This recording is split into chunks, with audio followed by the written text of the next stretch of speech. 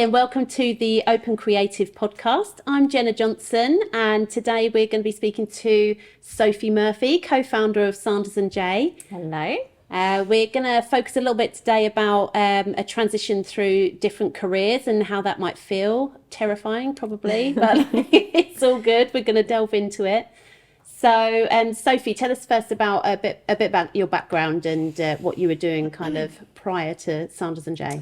So my original background is actually fashion design, as you know. I worked in the fashion industry for many years. Yeah. And it's actually something, well, aside from when I was a little girl and wanted to go into acting, I then quickly found quite early on when I was at college that I wanted to go into fashion design. I've always been creative. I think that's kind of the key thing. So I went to London College of Fashion, studied there for 5 years in total, and got my fashion design degree, first class honours. Well done. Thank you. Got to get that in there. I've always been quite passionate, but yeah, I was very creative, kind of really interested in kind of visual aesthetics, and naturally kind of fell into fashion, drawing, making, but mainly kind of like the illustration and kind of range planning. I've done that I've worked in a lot of different companies on the high street for UK and European brands. Did that for quite a number of years. A lot of traveling to kind of the Far East and to Europe, America. Sounds glamorous. It sounds glamorous. It was, but the novelty soon wears off. Yeah. Especially at times when it's kind of like you're back for a week and then you're back off again. I'm sure other people in the industry will kind of agree that yes, it can kind of get quite repetitive. Yeah. It was amazing, and I absolutely loved it.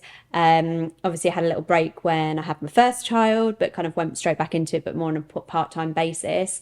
Obviously then COVID hit. Yeah. Which put a bit of a quick, abrupt stamp on it. Obviously with many other industries, the fashion industry was one of the industries that was rapidly hit. It was kind of one of the key ones, wasn't it? You know, Yeah. You had kind of hospitality, travel and fashion were kind of the big ones. I mean, I know there were many others that got affected. Yeah.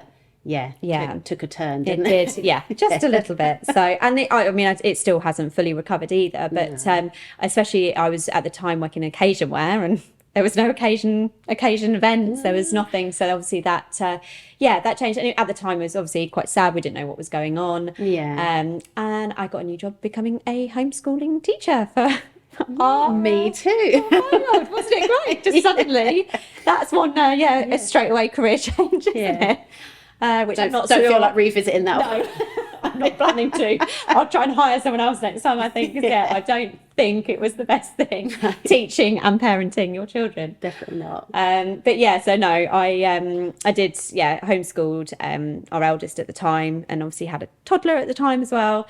I think, and Josh was had been working with Sanders & Jay, so co-founder and husband, and he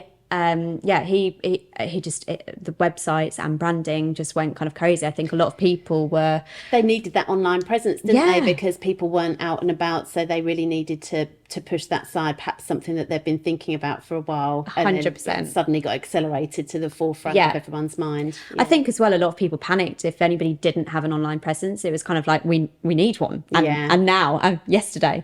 It was good in that respect. It meant Josh was really busy, so he could kind of focus on that. But it got to a point where it was kind of a bit of a churning wheel for him, because he was at the time, there was only kind of two of them. He had a technical support, Stephen, and then it was Josh himself, but he needed extra help basically. So that was kind of when, first of all, he was just like, well, do you want to help with some account management, getting back to some emails, which is what I did.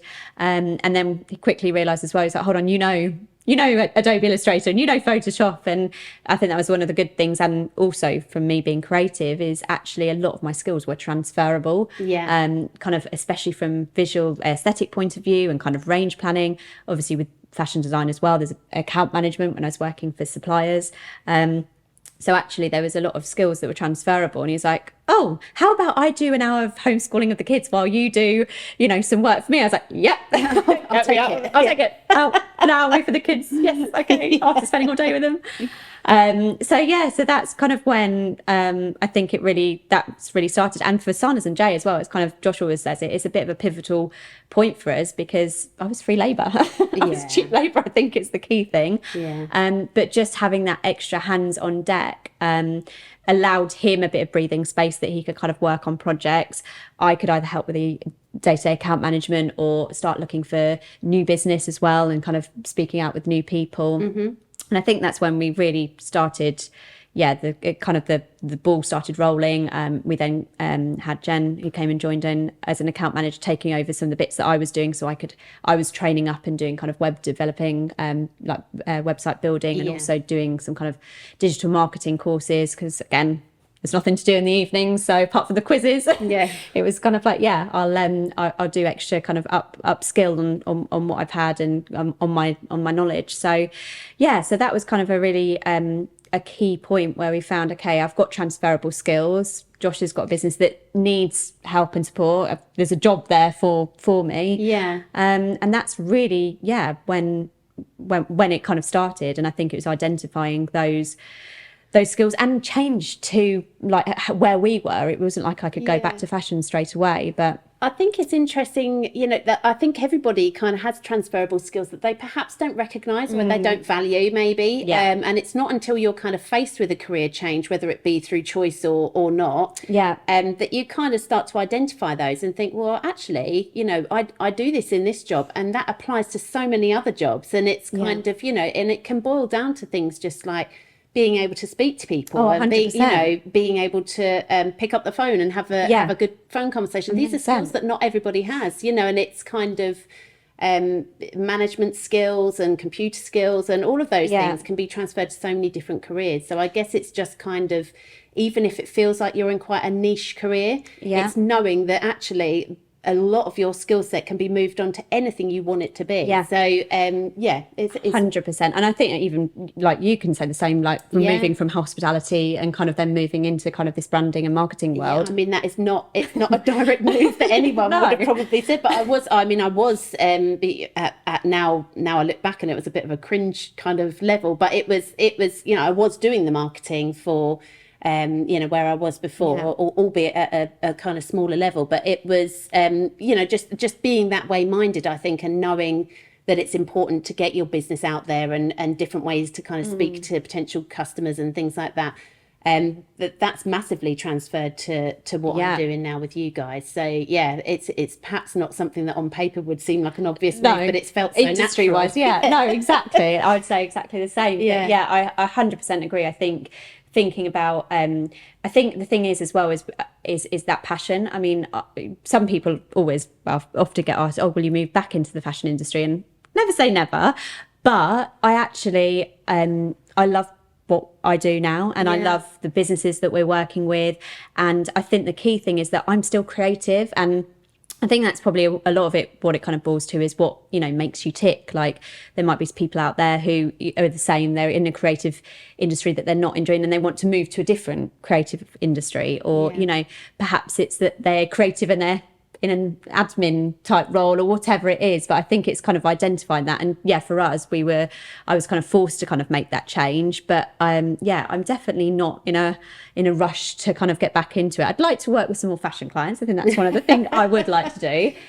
Obviously being my main like kind of love and interest. But I think tie it all back in together. That would be nice. Exactly. But I think the key thing is as well is that what I've realised and what Josh and I are building up and what we've all now kind of invested in is with Sanas and Jay is that kind of it all boiled down to during COVID. It was like positive change, and we wanted to work with people who wanted to make a positive change, and our whole ethos and culture that we're building up is about positivity. And just even I think in that point of COVID, it kind of made us reevaluate everything And it's as did everybody, didn't they? You know, it gave everybody a chance to step back and really kind of look at it all.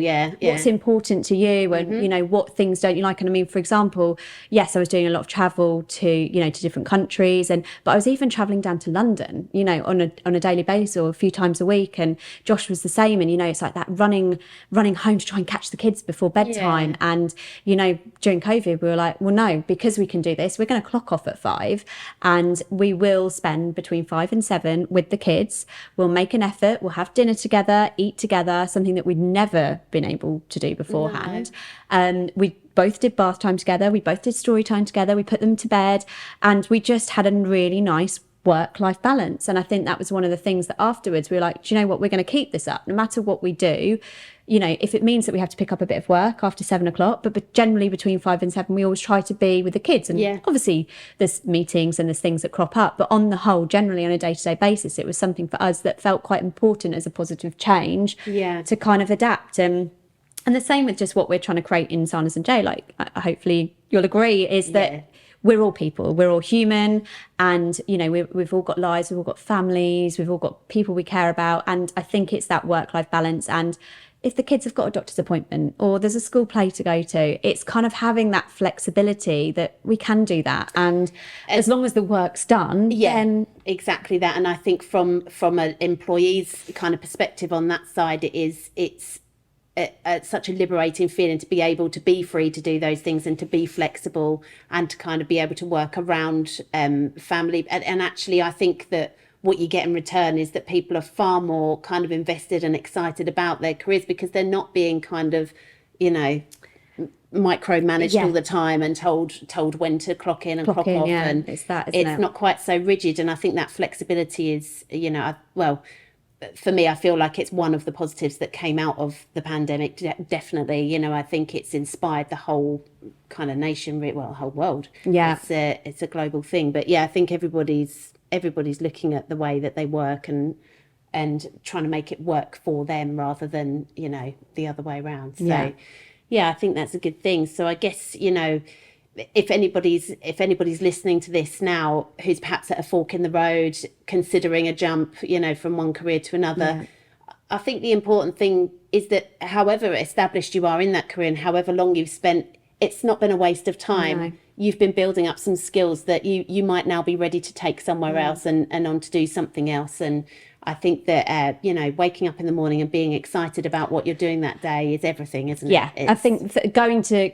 work and doing having a good day and enjoying something, I think that's kind of like, you know, life is too short. And I think that's kind of the main key thing. And making it work for you, having that good life-work balance is so important. And yeah, I think if you can... there is never a time, I think, you know, to change careers. I think it is a case of just reevaluating where you're at, and looking out what else is out there and just making sure it works for you and your family. I think that's the kind of key thing as well. I mean, if this hadn't have worked for, you know, Josh and I and our family, then, you know, 100% I wouldn't still be here. No. But it does. And yeah, I think the same with you with kind of thinking about your life balance with kind of working in evenings and stuff, like hopefully now is like working with kids that being home, being able to pick the kids up and things. So I think it is, it's big jump in the right direction. Yeah. That's good. I hope so. Yeah, good. Definitely. Okay. Well, thank you for listening. I hope that, you know, if anybody's kind of at that fork in the road and considering a move on, then hopefully this has been helpful and maybe even a little bit inspiring. You know, inspire you to think about the possibilities and open new doors. And also we got to meet Sophie, which was great. So thanks for listening. We'll catch up with you soon. Thanks.